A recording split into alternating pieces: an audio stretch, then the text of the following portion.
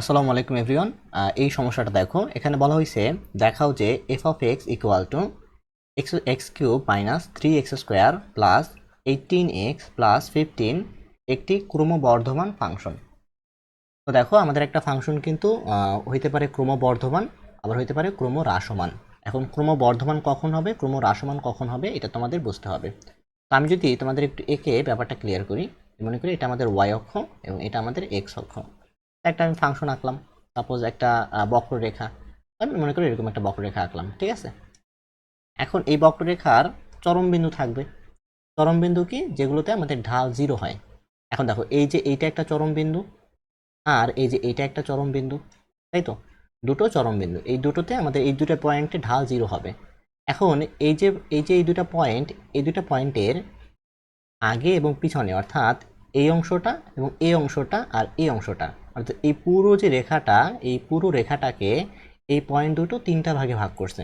একটা হলো গিয়ে এই ভাগ, অর্থাৎ এইখান থেকে এই পর্যন্ত, আরেকটা হলো গিয়ে মিডলের যে অংশটা এইটা, আরেকটা হলো গিয়ে আবার এই পরের অংশটা, তাই তো।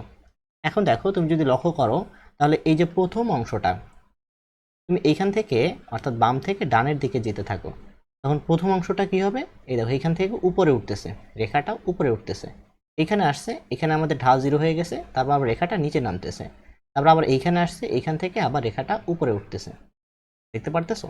ঠিক আছে। এখন এই যে উপরে উঠতেছে, অর্থাৎ এখানে কিন্তু আমাদের ওয়াই ভ্যালুটা বাড়তেছে। তাহলে এই যে অংশটা, এই অংশটার জন্য আমরা বলতে পারি যে এটা হলো ক্রমবর্ধমান। তারপর আবার এই যে এই পয়েন্টটার পরের থেকে যে অংশটা, এই অংশটা থেকে পরবর্তী অংশটাই কিন্তু আমাদের রেখাটা নিচে নামতেছে, অর্থাৎ ক্রমহ্রাসমান। তারপর আবার এই পয়েন্টটা, এই পয়েন্ট থেকে কিন্তু আবার ক্রমবর্ধমান। তো আমাদের দেখাতে হবে এই যে ফাংশনটা, এই ফাংশনটা সর্বদা ক্রমবর্ধমানই হবে, ক্রমহ্রাসমান হবে না। এবং সেটা আমরা কিভাবে দেখাবো? আমরা দেখাবো এটার প্রথম ডেরিভেটিভের মান, অর্থাৎ ঢালের ভ্যালুটা সকল পয়েন্টের জন্যই পজিটিভ।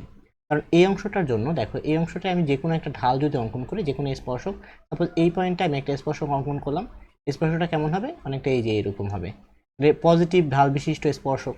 আমি যদি এই পয়েন্টে একটা স্পর্শক অঙ্কন করি, তাহলে স্পর্শকটা কেমন হবে, এই যে এরকম হবে, এটাও কিন্তু আমাদের পজিটিভ ঢাল বিশিষ্ট স্পর্শক।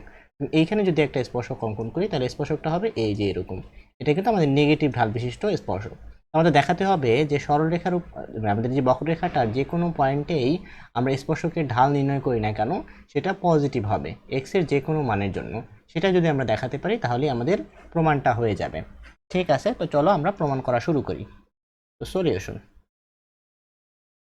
ঠিক আছে, এখান থেকে আমাদের এফ অফ এক্সটা কি আছে, F of x equal to, এখানে আছে x cube minus 3x² plus 18x plus 15।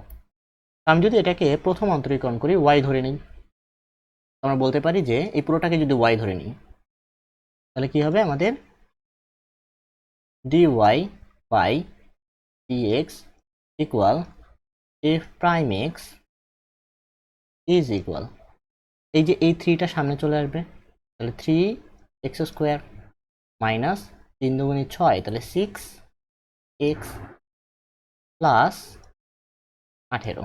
ঠিক আছে, আমি যদি এখান থেকে 3টা কমন নিই, 3 কমন নিলে এখানে থাকবে কি, x² মাইনাস 3 চলে গেলে এখানে থাকবে 2, তাই তো, 2x, আর এখান থেকে 18, 3 6 18, তাই তো, তাহলে এখানে থাকবে প্লাস 6।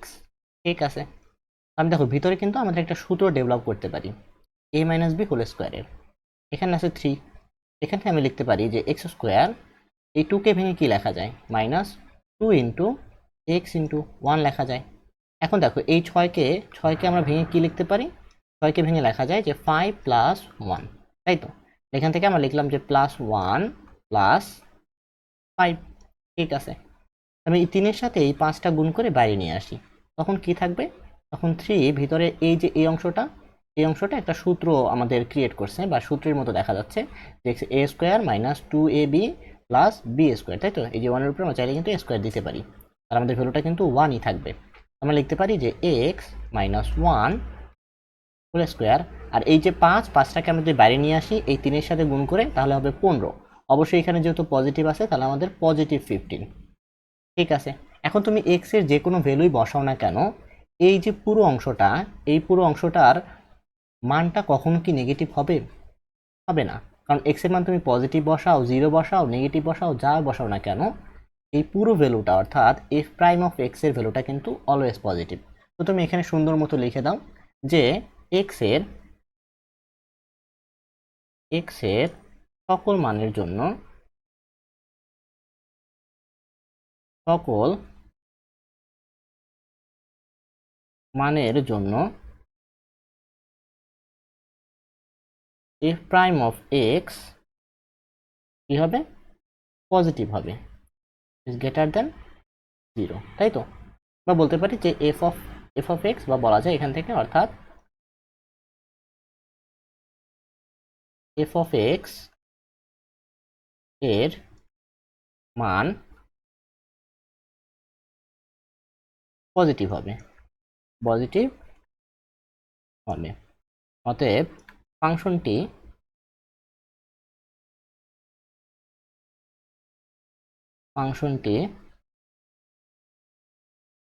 ক্রমবর্ধমান, প্রমাণিত লিখে দাও, প্রমাণিত, ঠিক আছে।